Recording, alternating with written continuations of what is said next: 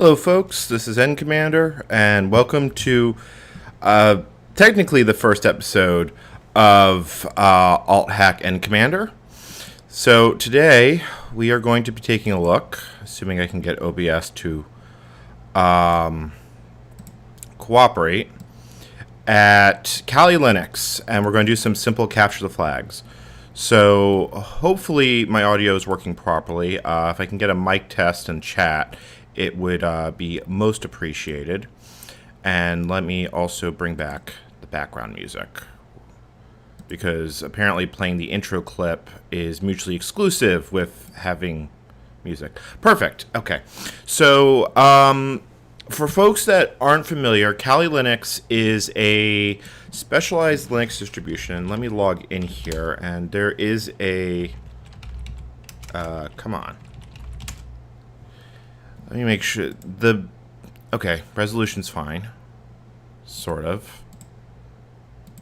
I don't want to crop the top. There we go.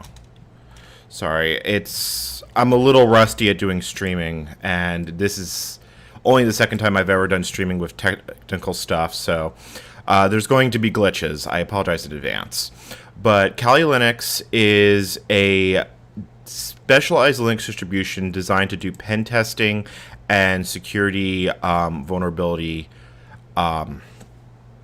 exploitation and exploration. It has a full set of information gathering tools, vulnerability analysis. It's built on top of Debian. If you know how to use Debian or Ubuntu, you should be right at home here, because same basic commands. So the first thing I'd like to cover is talking a little bit about getting Kali and setting it up. So let's open, this is from when I was testing these things earlier. Let's go to kalilinux.org, or sorry, kali.org, and let me drop the link in chat. That Kali is available as a free download and comes in a large variety of variants. My personal opinion is that for most cases, you're going to want to use Kali in a virtual machine. And in that case, I recommend the installer image, which downloads a rather massive ISO. Now, I've already downloaded this in advance, and I do want to cover at least a small bit of the Kali installation, because there are some considerations when you use it in a VM, specifically relating to graphics acceleration and your desktop environment. There is also a live image available. I've never actually used this, but if you're going to be using Kali on real hardware, one of the big problems we have in a pen testing and InfoSec environment is that people are going to can pen test you back.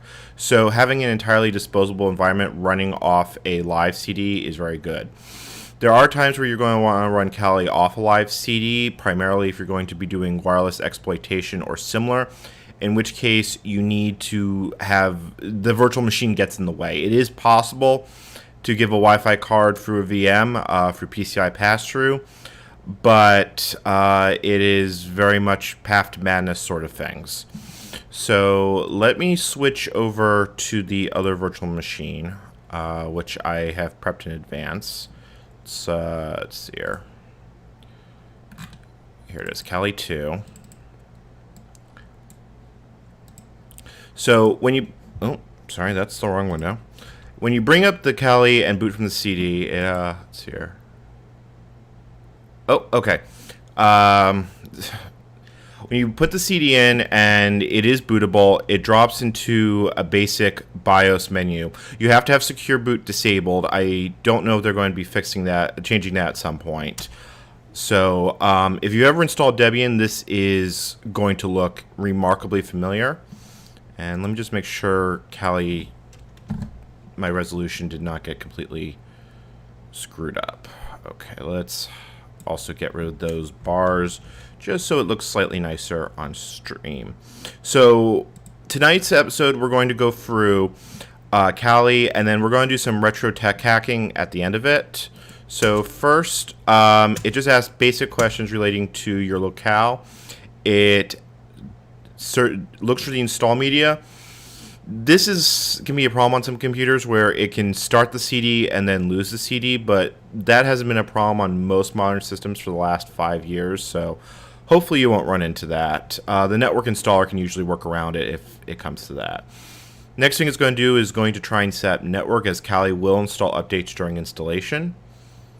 And at some point it will, there it goes, host name.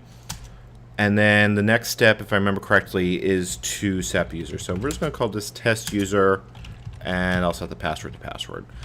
Older versions of Kali would actually have you run as the root user. Normally, the general knowledge with Linux is don't run as root, but a lot of the pen testing tools need to, so it's not uncommon to see people running Kali and root, and if it's in a virtual machine, the whole thing's disposable. So the next question is, do you want to do partitioning? You can set up an encrypted disk partition, but again, this is a VM, we don't care. So just keep going right through the questions, and then it goes to installing the base system. So the point that I want to bring up here, and unfortunately the point I want to bring up is a little bit farther in the installer, is Kali is going to make a question of what desktop environment you want, because officially they support GNOME 3, XFCE, KDE, and I think LXDE. What I highly recommend is using XFCE, and that's how I have the main Kali instance set up. The reason for that is that GNOME 3 and to a lesser extent KDE want to have 2D and 3D acceleration available, and you will get incredible amounts of lag if that is not working. Now, in my setup, I have it working, but I've had a lot of issues, especially with NVIDIA graphics cards, and if you're on Intel integrated graphics, forget about it. I have never gotten it to work with Intel integrated graphics, at least not to the point that the VM wasn't running about 6 times slower than what it should be. So hopefully this will finish soon. What I can do, let's see here. All right, we'll wait out to 20 seconds, and if it doesn't prompt by then, we'll switch back to the main VM, and we'll start going through the basic tools. Now, I've got one VM set up for pen testing. It's a different one than I did on the test stream we did last week.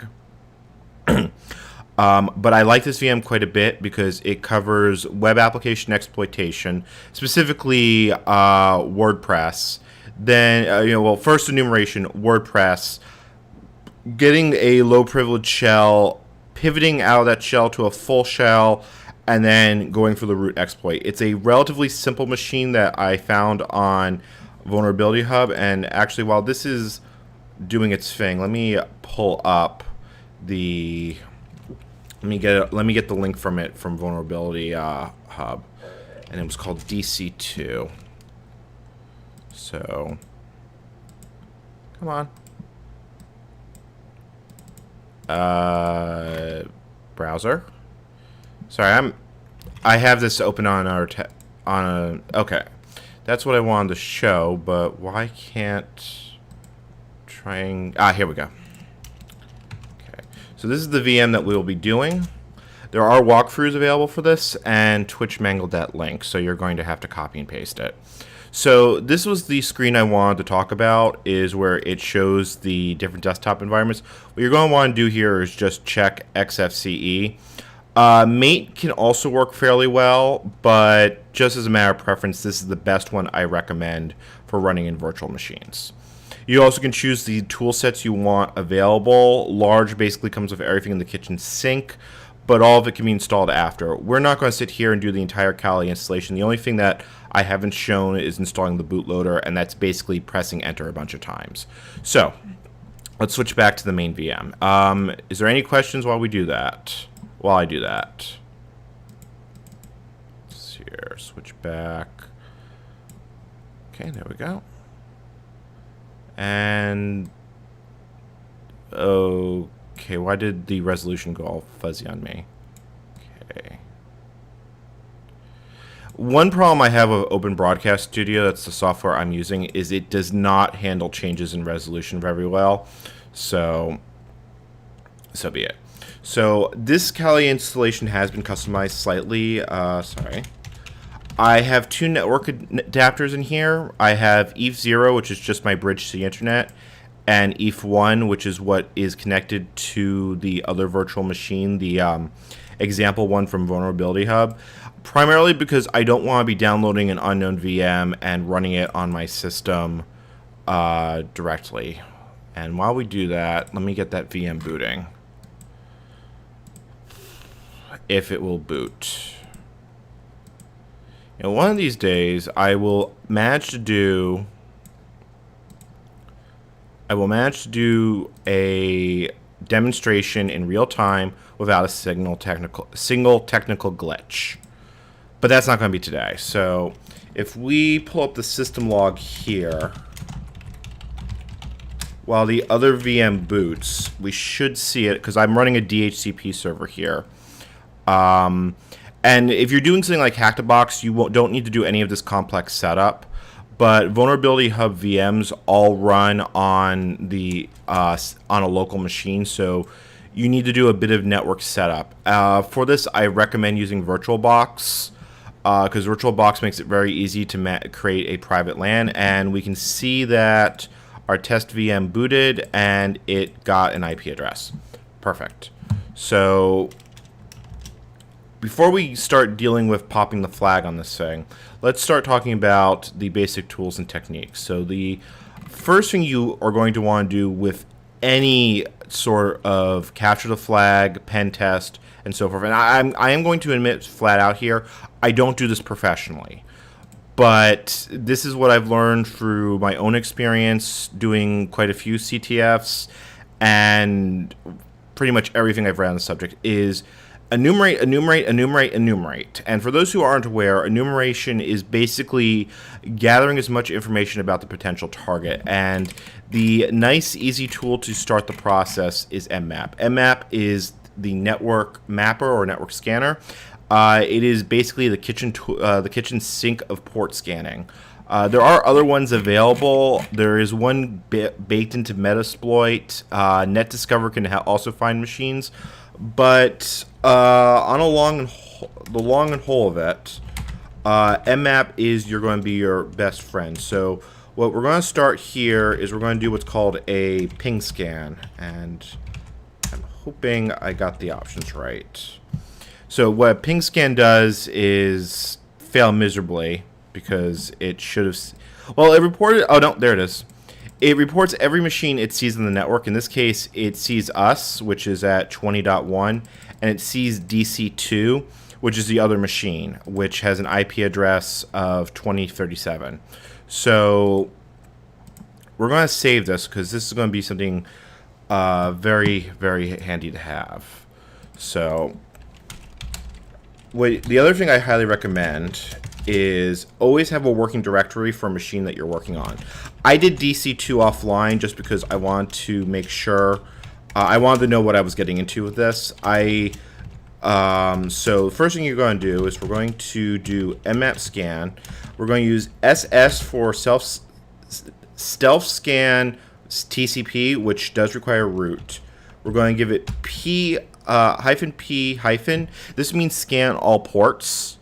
Normally the default for mmap is it scans the 1000, the most common 1000 ports, but this will miss services on non-standard port numbers, and it's extremely common for system administrators to move services like SSH to a different port. The next one we're going to want to do is -A, which tells us do service discovery and version detection and OS detection. Yeah, warp-free DM. That's Twitch. I can't do anything about that. So, and then we're just going to give it and then what I always want to do is I want to save it in files, and this takes a prefix. So let's call this DC2 mmap. And let's give it the IP, and the IP was 37. The one other thing you want to do, that was not what I meant to do, and -S/P, oh, I forgot -A. The other thing you want to do for capture the flags specifically is you want to always have a host entry for the machine, which I already put in here. The reason for this is that HTTP virtual hosting depends on the DNS name sent to it. This is known as, that's more or less how virtual host goes. When you do a HTTP connection, it sends the host that you send, and thus you can get multiple pages. I prefer VirtualBox as my kitchen sink tool. There are certain times where KVM is more appropriate. I also know quite a few people professionally use VMware, and I've had good success with that product. On macOS, Parallels works fairly well, but I haven't used that in about 5 years. But when I used to have a Mac, I used Parallels, and it was a fairly solid experience from start to finish. So the biggest thing you need in a VM is you need to be able to bridge network. And actually, let me switch the view to my full desktop because I actually think this is a point I should elaborate on. So now you can see the full desktop. And if we pull up VirtualBox here, you can see I've got a lot. So let's go into Kali Linux. And you'll see here I have 2 network adapters. I am sitting here on my desktop computer, and I am one of the fortunate souls that has a Wi-Fi card that will allow it to be bridged. So this works. A lot of times you have to use NAT or NAT network with a bridged wireless card. Now, I also have the second adapter in here. This is the internal network. And if we go to, let's see here. Oh, I gotta close this window. If I go to DC2, this is the VM, the VirtualBox VM. You can see that its adapter is attached to internal network and intnet. So that basically plugs it all together. It's very similar to hold on, I just realized I am clipping on my audio. This is very similar to TAP bridge networking, but it kind of takes a lot of the places where it can go wrong. VirtualBox can work with a TAP network, both on Linux and Windows, but speaking from experience, that really should not deal with TAP if you can avoid it.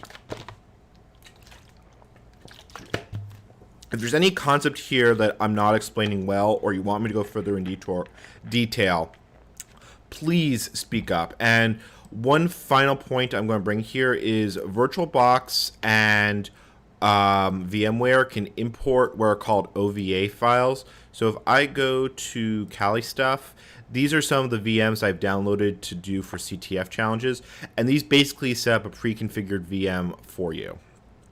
So what VM do you need to order? So the VMs you need, the absolute minimum you need is you need Kali. There are other distributions, and there are some people that actually prefer to use just like bog standard Ubuntu. None of the tools on Kali are exclusive to Kali. If you want, you can do all your pen testing from an Ubuntu system, but Kali is customized to make your life less painful. Now, if we were doing something like, let's see here, like Hack the Box, which I'll bring up here in Chrome.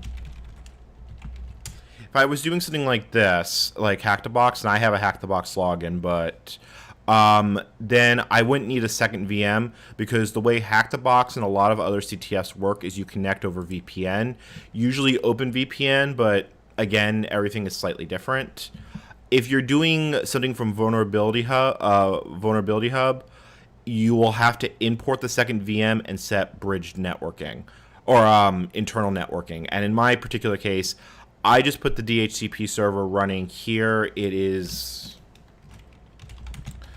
all right. So that is not what I wanted to do. It's just DMS mask running locally. I have done nothing special with this.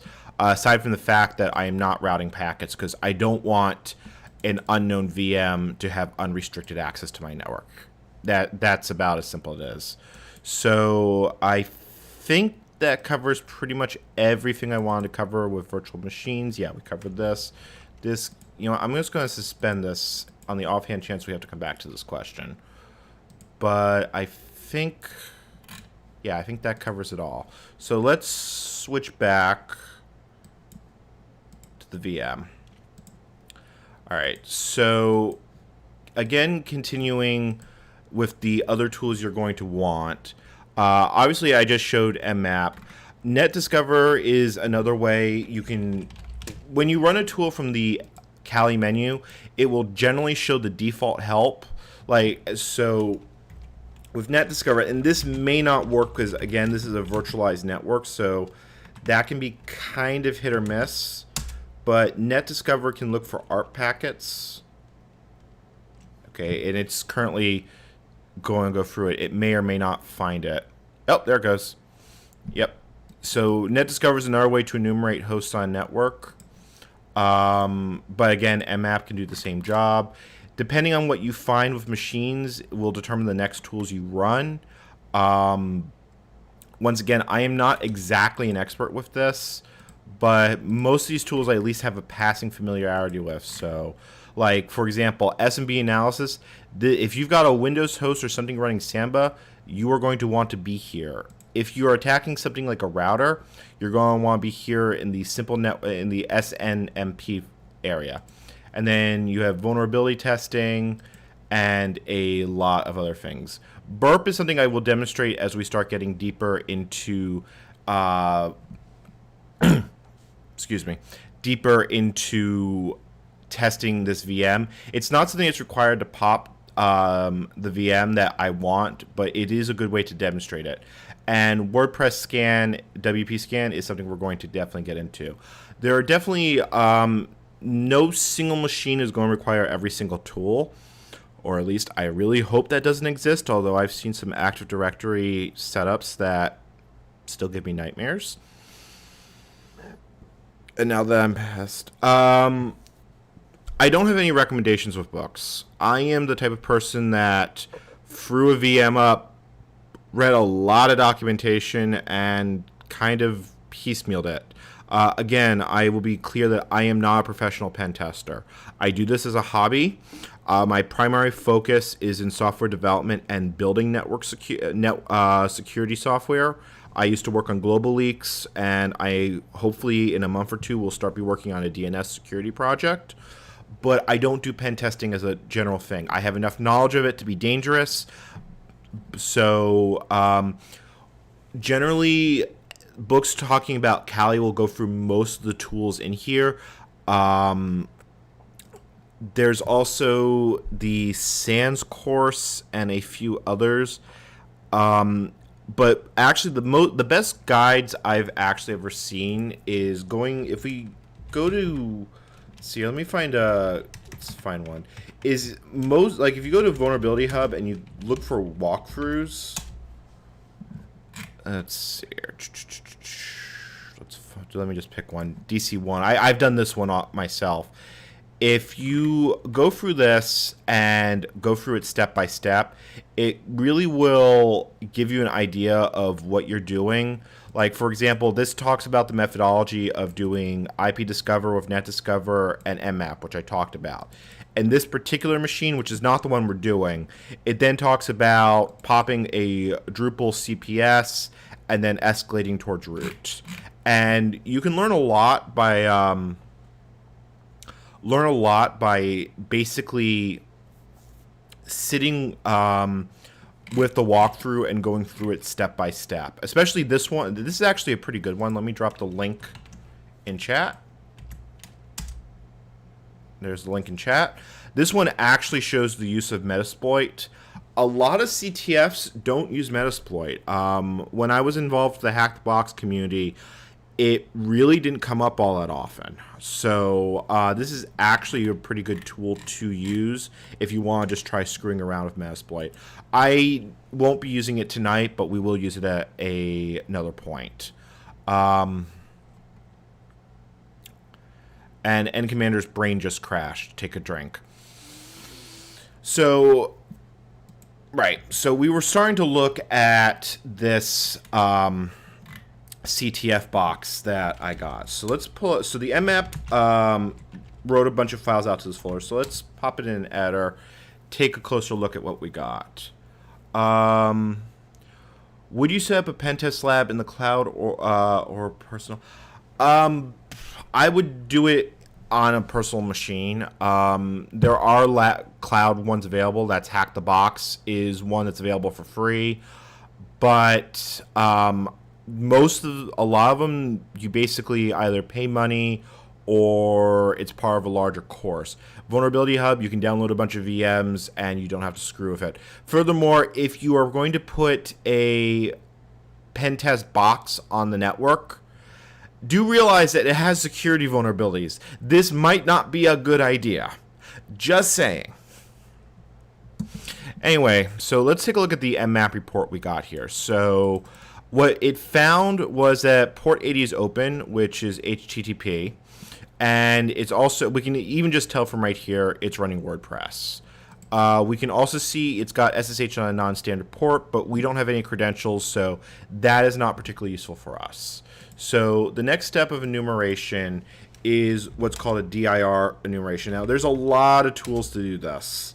GoBuster tends to be one I like a lot, but there's a couple dozen of them. So let's now hopefully I can remember the syntax. So what GoBuster does is it takes a URL and a word list, and Kali comes with a bunch of word lists pre-installed. That's not the right folder. Is it dir buster? Yeah, dir buster. And let's go with directory list 2.free medium, and we'll let that run.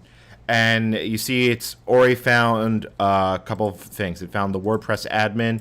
This is good to find unpublished paths and URLs, but you know what? The first thing you should do is if you find a web instance, go to it. So again, this is pretty standard WordPress. Oh, one thing I didn't mention, this particular CTF has 5 flags. Here's the first one. So this one, and the other thing I like about this machine is it gives you hints to get to the next machine.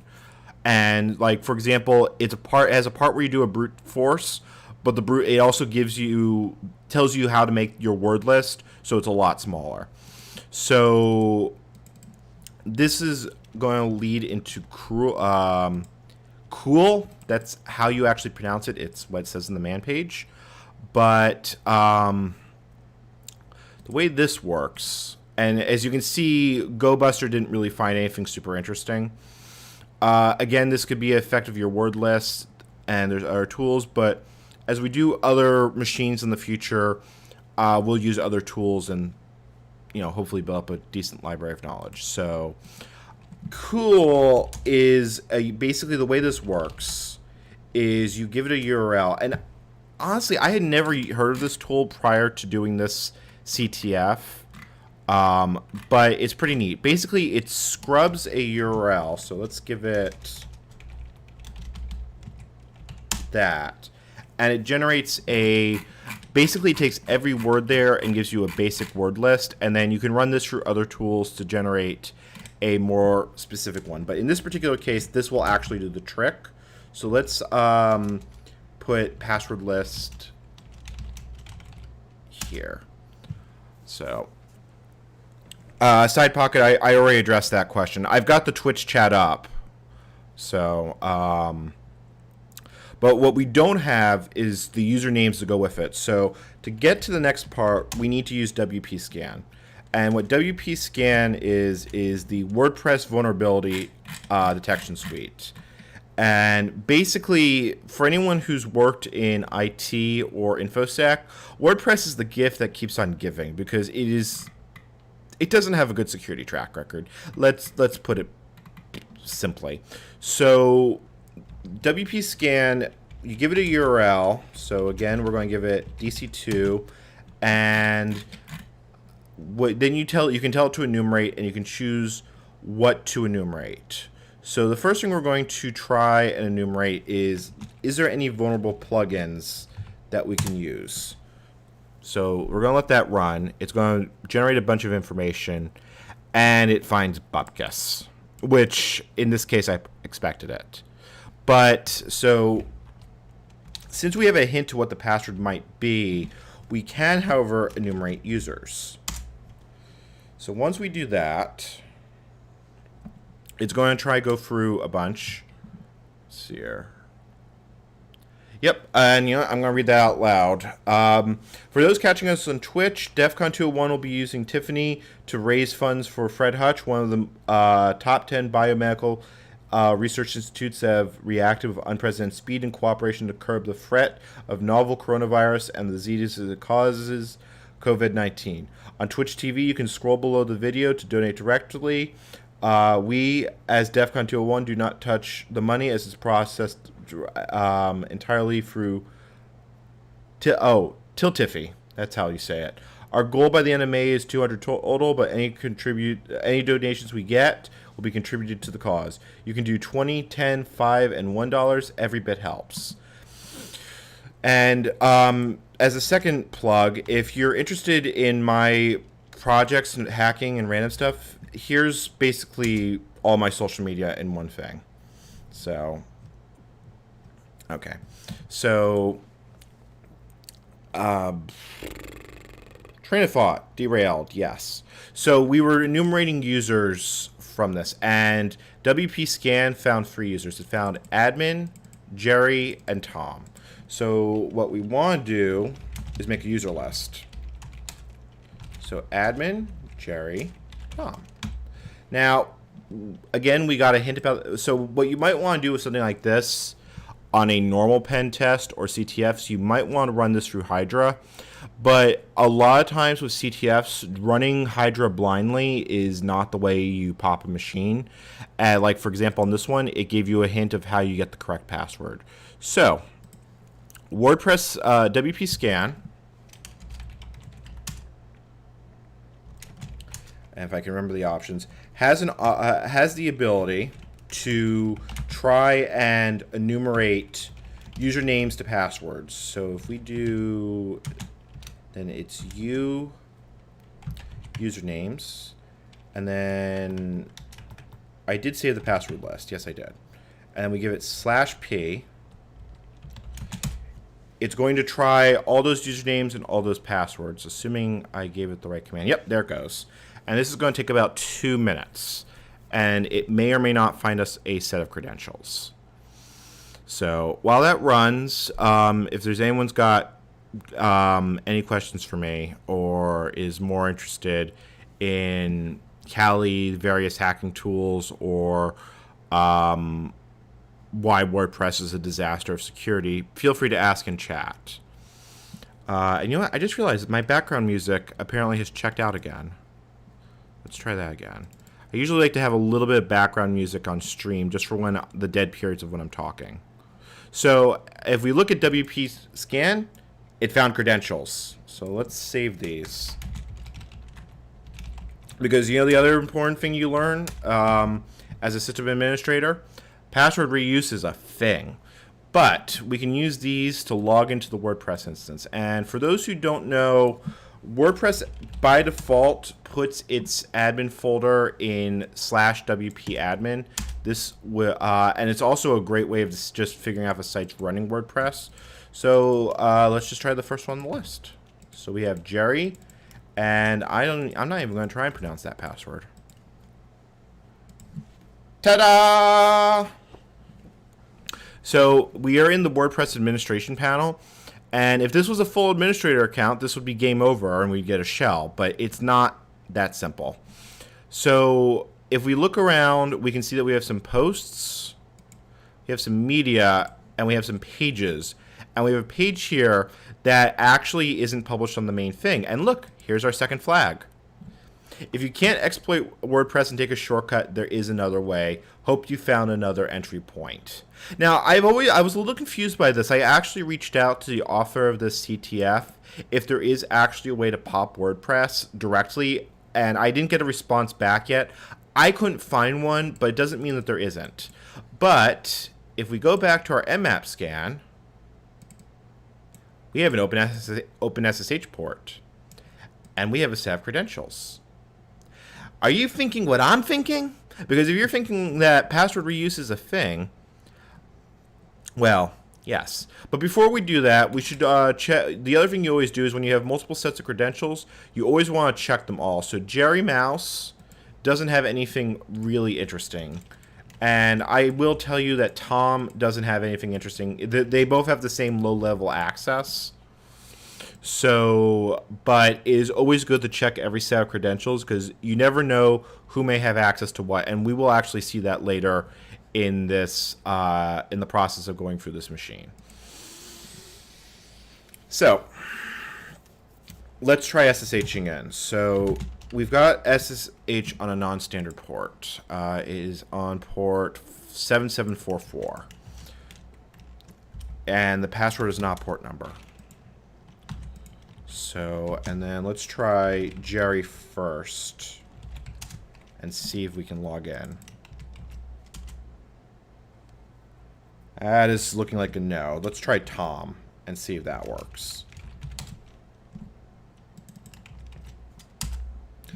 And there we go. We've got a shell. In this case, we didn't need to make a reverse shell. We have the front door. But, and this is not obvious at first, this is not actually a full shell. So there's flag 3. And you begin to see that there may be a problem with the shell. Like, oh, I don't know, all this. And then there's this little thing here, rbash. And if we run export, you can see that we're running, right here, rbash, or restricted bash. And this is the one problem I have with this machine, is I don't see this very often. I don't think I've ever used a restricted... let me explain what this is. Bash and actually most shells in general can be installed what's called in a restricted mode.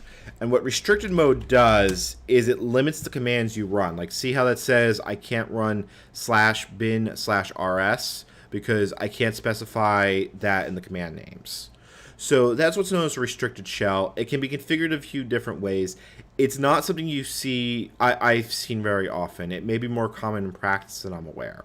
So we do obviously have something, and we have a user folder. So our path directory is this. So these are the commands we can run. We can run scp, we can run less, we can run sh, and we can run vi. Now there are a couple ways. So the goal here is to escape the restricted bash shell and get a real shell. The thing you have to know about restricted bash is it's a process. If you can spawn another process, you can break out of it. There's really no real security about restricted bash, and I honestly don't know why anyone would use it in practice. So there are actually two separate ways I know of getting a shell. I know how to get a shell with less. I know how to get a shell with vi. And because the vi one's kind of fun, we're going to do it that way. So vi, as you may or may not know, is a text editor. Vi can also run shell commands like that. Vi can also change the shell it's running.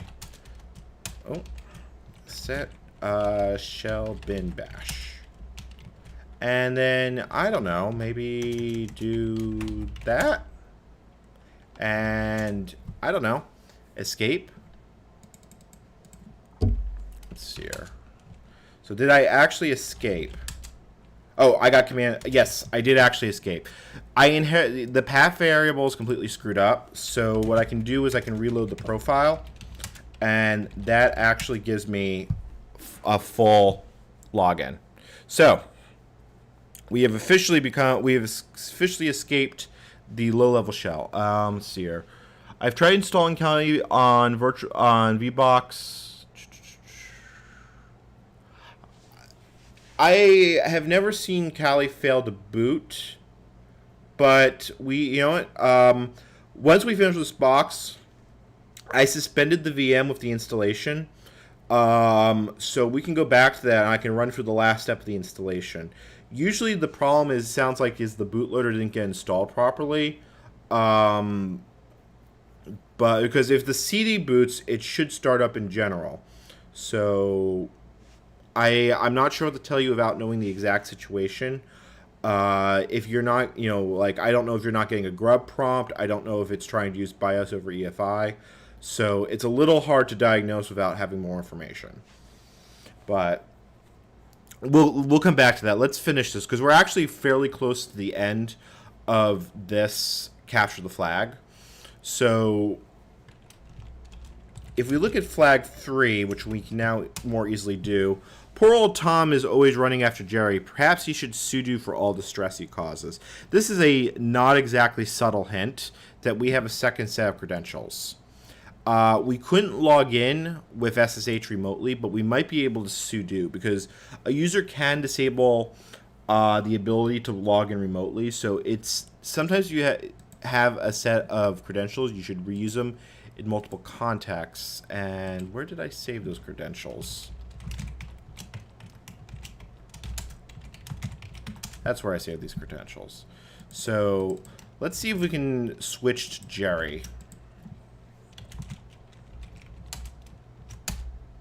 And well, you know, we have access to another user. So let's switch to his home directory and see if there's anything in it. And there's our 4th flag.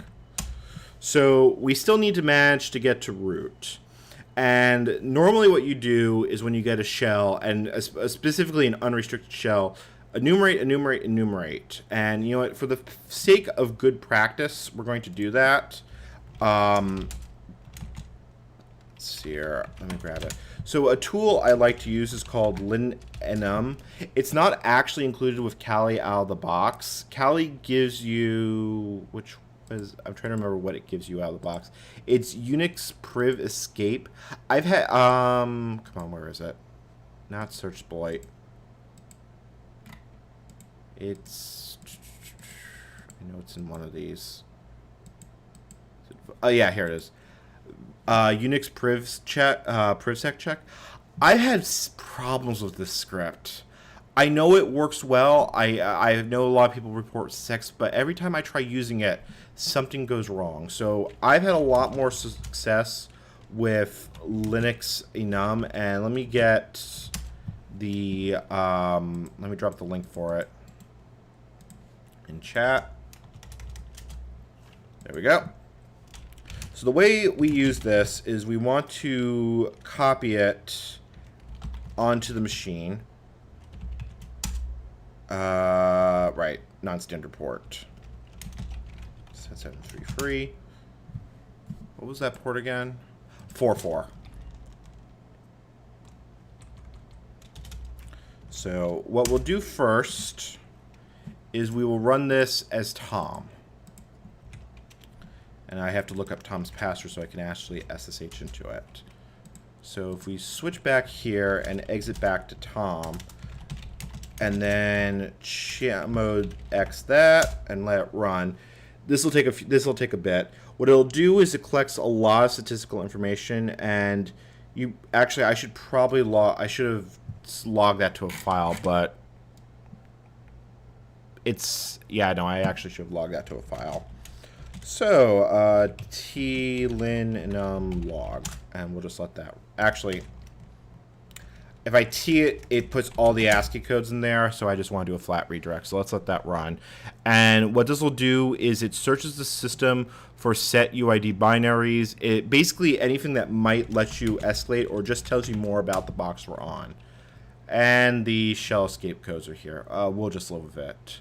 So currently tells you who's logged in, tells you how long the box is up, tells us that we're on a Debian 8 box, which might be useful for finding a local exploit. Group memberships. So far, nothing for me is standing out. Like if I see someone, with Debian systems, Debian always gives a user their own group. If I see some case where that's not true, or a user has multiple groups, that's a sign to look a little closer at that user. But so far, I am not seeing anything. Sometimes you might have multiple super user accounts. Not the case here. Nothing interesting in the environment. Path is pretty much standard. Yeah. Learning how to read this is a little bit of an art form, mostly because you have to know how Linux distributions are put together. But things you're going to want to look for is what's known as the set UID binaries. Is that you also, for example, this is first it shows you all the running services, who they're running as. So for example, we can see that MySQLD is running as root. If we had a way of exploiting MySQLD, we might be able to use that to get a root shell. In this particular case, though, we don't have any way of doing that, so it's not that useful to us, at least at the moment. There are other ways we could have used that. So, again, thumbing through, not seeing anything immediately jumping out. It does tell us we've got a bunch of compilers installed. That can be really useful if you have to compile a local exploit. And then we have what are called setuid or suuid files. Basically, the way these work is that the setuid bit is a special bit of the Linux permissions, and when the program is run, it's run as the owner. So, example, if you run sudo, it runs as the root user and not as your local user. If there is a non-standard setuid binary, it's usually a really good way to, shall we say, go up in the world. So, right now, though, as it stands, there's not much interesting here. One other thing you also would want to run as a matter of course is sudo-l. And if you get this prompt, hit Control-C immediately. The reason for that is bad password attempts are logged, and that will set off pretty much any competent logger known to mankind. So we didn't find anything useful as Tom. So what we can do, let's switch to Jerry because we have Jerry's password. Maybe Jerry is a little bit more interesting. And where's Jerry's credentials so I can actually log in as him?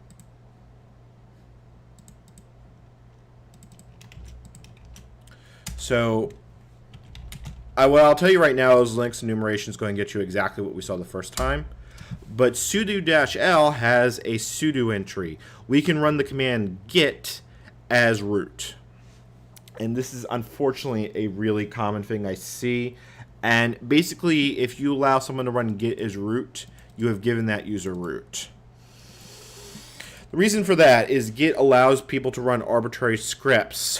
It has ways of invoking pagers. It lets you do a lot of things. So I'm going to show you my favorite way of doing this because I find this hilarious. Let's go to /temp and make a folder. Let's call it git. And then let's initialize a git repo here. So if you look in /git, you have the basic config stuff. You have hooks that are shell scripts that run at certain points. But let's do something a bit more fun. So let's create a test file here. Let's add it. And then what I'm going to do, and this is actually required for this. Well, hold on. First, then I'm going to commit it. First commit. And the reason I put that is now I can run the git log command and I get a little bit of output. So what I can do is I can resize this window down to here. And yes, there is I'm not trolling you, there is a reason for this. So if I type git log now, it drops me into the pager, and the pager is less. And less has one really cute feature about it, which I have to keep that window small for this to work. Less lets me escape to a shell by typing :! Exclamation point. Come on, let me do it. Did I not run that as root? I don't think I ran that as root. Ta-da! And that's the machine. That is the machine popped through WordPress, through a shared password, through low privilege shell escape, shared credentials, and then abusing no password get. So I do have a few other machines available. This is the only one I had time to practice. This week's been a little bit crazy for me.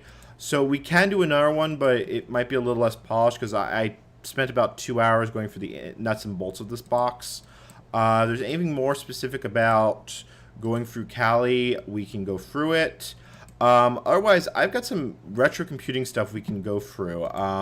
One thing I've been working on is I've been exploring early 90s network technology, and I set up a Windows for Workgroup network with 3 machines, and I now have a certain desire to dive into NetWare, and there is a reason for this.